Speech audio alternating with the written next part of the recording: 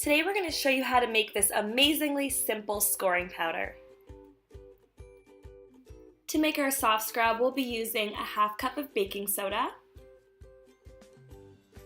a quarter cup of salt, and as an option for a nice scent, you can add 1 tablespoon of cinnamon.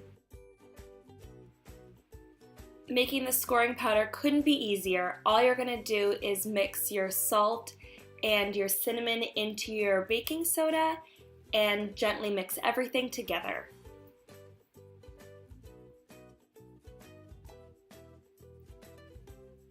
Baking soda and salt are both mildly abrasive, so they help to physically scrub away any dirt or grime. And the baking soda also helps to sanitize, remove stains, and deodorize. And the salt has the added benefit of scrubbing away any white film or residue that the baking soda might leave behind. Once everything is evenly mixed, you can just scoop this mixture into a jar and it will keep indefinitely.